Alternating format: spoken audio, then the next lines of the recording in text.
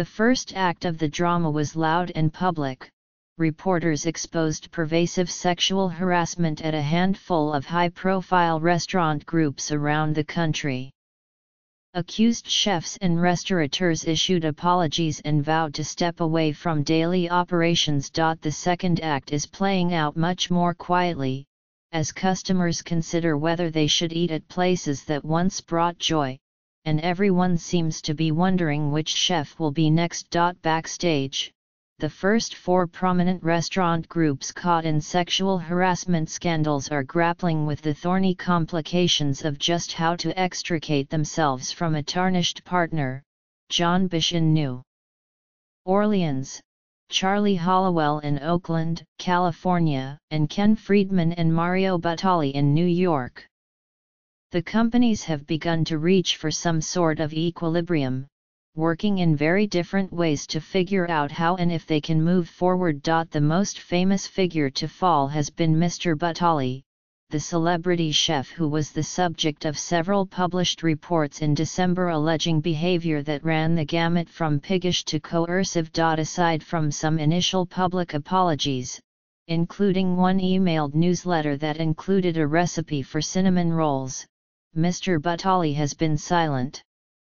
By all accounts, he is not engaged in running the restaurant group that he started with his partner, Joe Bastianich, in 1998 when they opened Babbo in Greenwich Village. The terms of his income stream from the company have not changed, Mr. Bastianich said. In an email on Tuesday, Mr. Batali, 57, said he had been spending time with his wife, Susan. "I am taking some time away from the restaurants to work on myself," he said. "Business decisions will come after that." But Mr. Bastianich, who has apologized for his own sexual missteps, is moving ahead to remake the Batali and Bastianich Hospitality Group, which has nearly 2,100 employees and 24 restaurants, including operations in Las Vegas and the Elegant Del Posto in New York. That includes plotting a future without Mr. Batali. "Divorces are never easy," Mr. Bastianich said. "Do we buy out? Do we split restaurants? We may have intentions." He has intentions. Really, the decision is his. He's going through a process. We're going through a process. We'll see. At first, Mr. Bastianich said, the two were talking frequently. Then came a period when they would communicate it only through representatives. They recently began speaking again. Mr. Batali has lost his contract with the ABC TV show The Chew. Licensing deals have disappeared, the Eataly stores have pulled his books and food products from shelves, and have said that he is longer actively involved with the chain. "He's going through a very difficult thing," Mr. Bastianich said. "He is prioritizing his personal life because that will bring more clarity to his future as chef." Mr. Bastianich said he is intent on completely changing the DNA of the company. He is interviewing branding agencies to develop a new name. He is centralizing some business practices and expanding medical and other benefits for employees in an organization that has let each restaurant essentially function as its own company. Frank Langello, the executive chef at Babbo, who staff members said had created a sexualized and hostile work environment, left the company this month and was replaced by Rob Swartz, from Lupa. A new human resources manager started this month, and an outside firm has been hired to investigate any future claims of employee harassment. Both Mr. Bastianich's mother, the chef Lydia Bastianich, 70, and Nancy Silverton, 63, a partner with Mr. Bastianich and Mr. Batali in the Mozza Group of restaurants in Southern California and Singapore, have been elevated to leadership roles. Ms. Silverton, a respected veteran of the California dining scene, said she had been so focused on her own group of restaurants that she had no idea that sexual harassment was so pervasive in other parts of the B&B empire, or of how Mr. Butali behaved around women. Was he a prude? No, she said. But did I know to what extent? No. Like many in an industry fueled by good-natured sexualized camaraderie, alcohol, and a battlefield mentality, Ms. Silverton is still parsing the line between boorish and unacceptable behavior. With time, a more nuanced view will prevail, she said. The way I look at it is, okay, take a deep breath and now let's turn something positive into what was such a negative, she said. The effort to stabilize the chef John Bish's restaurant group in New Orleans has had more time to gel. News that 25 current and former employees had been sexually harassed at some of his dozen restaurants was reported by the Times-Picayune in October, 2 weeks after the New York Times broke the story about predatory sexual behavior by Harvey Weinstein. Mr. Bish, 49, remains an owner of the business, which includes 8 restaurants and has renamed itself BRG Hospitality, and he has final approval on major business decisions. But he has permanently turned over everything else to Shannon White, 31, who started with the company as a server. When the scandal broke, she had just been named the company's chief operating officer and had become a mother for the first time. In an interview in New Orleans last week, she said that in those first few days she realized that if the ship was going to be saved, somebody needed to take control. It was like we were in the eye of the hurricane, she said. She persuaded Mr. Bish and his business partner, Octavio Mantilla, to make her chief executive. I think it's a women's problem, and women have to take the lead, she said. A man is not going to understand it. In an emotional meeting with the executive chefs and general managers, Ms. White said they had a long road ahead but assured them that drastic changes were coming. She set up a hotline, revised training procedures and updated the employee handbook, adding a code of conduct and a morals and ethics clause. She started an assistance program open to all 1,200 employees, and is creating an employee advisory committee. She hired an independent investigator who unearthed another case of harassment. The bill for that alone may top $50,000, she said. I really don't think of the financial implications of any of this, Ms. White said. No matter what, there were people who were at our restaurants who were being harassed, period. And it was going to stop, whatever it took. As for Mr. Bish, she said, we are trying to figure out what, if any, role he may have in the future. Ms. White also consults regularly with Kelly Fields, the outspoken star chef at Willa Jean, the Bish restaurant that Ms. Fields helped start in 2015 and where, until the scandal hit, Mr. Bish got his morning coffee. Ms. Fields, 39, who was traveling in Iceland when the harassment story broke, recalled her early conversations with Mr. Bish. He was a mess and worried about his family, she said. But I was worried about this business and our family.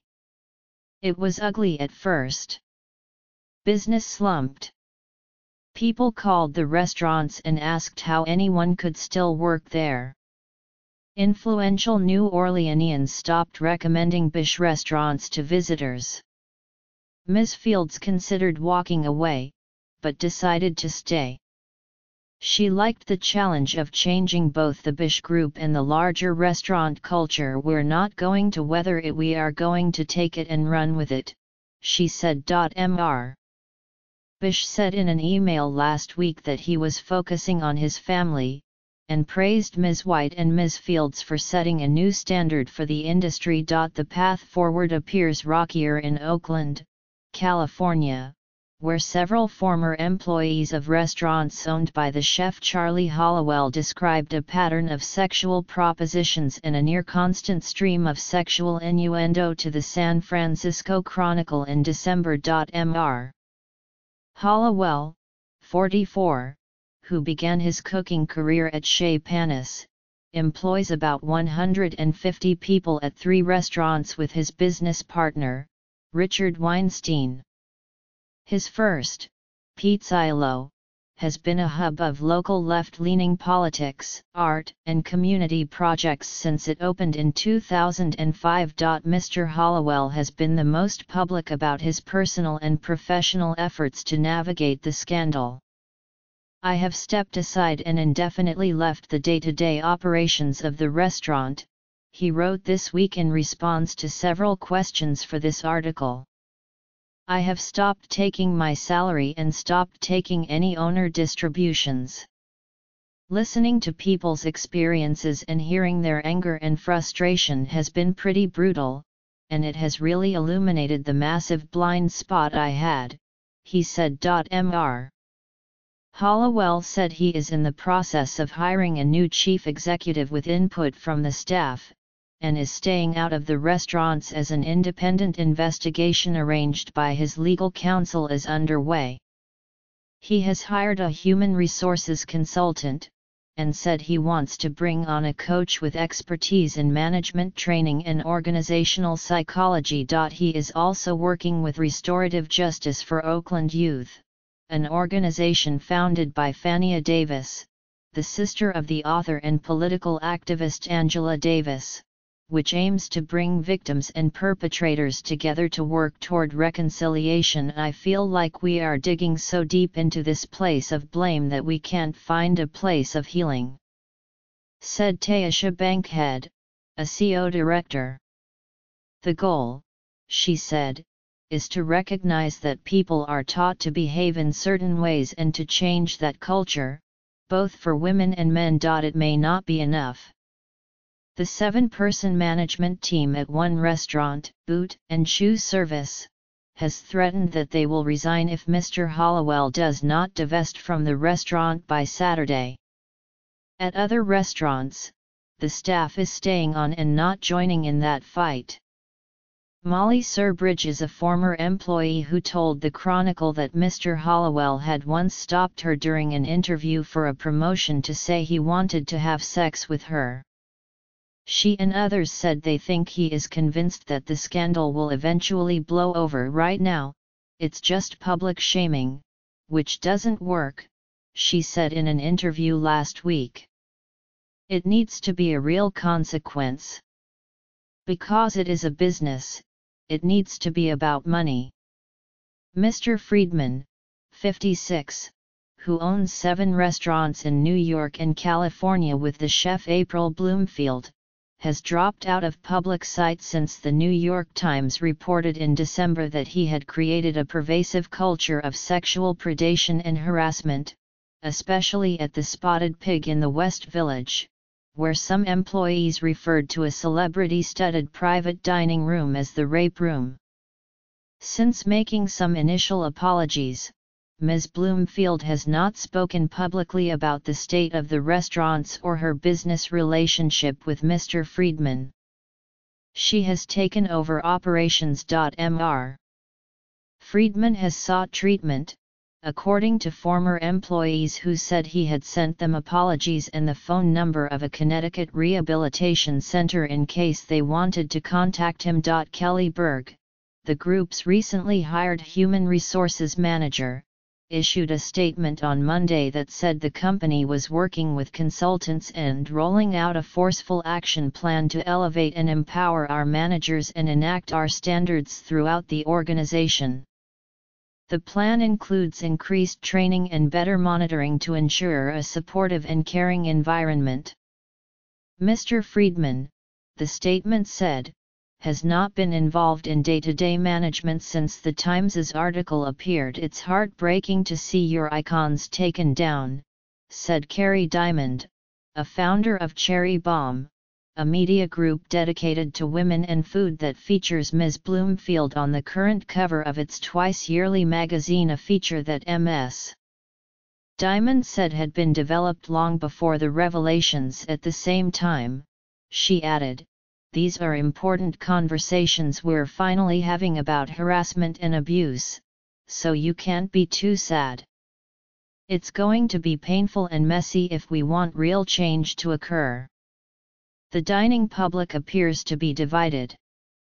At first, many reservations and holiday parties scheduled for Mr. Butali's and Ms. Bloomfield's restaurants were cancelled. But business doesn't appear to have suffered terribly. Babbo was packed on Sunday night. At the Spotted Pig, the wait for a 7 p.m. table on Friday was an hour-long. In Los Angeles, Ms. Bloomfield has been trying to steady the Hearth and Hound, which opened just as the Friedman Expose was published. Reservations aren't hard to get, but last weekend tables were filled. Samantha Martin, a customer who ate there last week, said she hadn't heard about the accusations against Mr. Friedman. "I try to do everything right and be careful where my money goes, but I can't keep track of everything," she said. "Even if I heard it, I'm not sure I would have skipped coming here. The food is incredible." For some diners, though, the taint may never go away.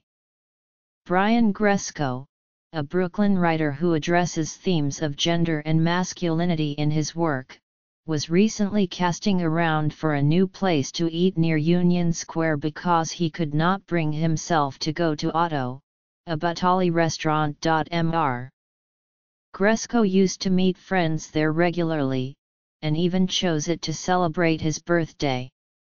Now he vows to show support for the Me Too movement by not consuming the art or the products that these guys have created, he said. "To my stomach's dismay,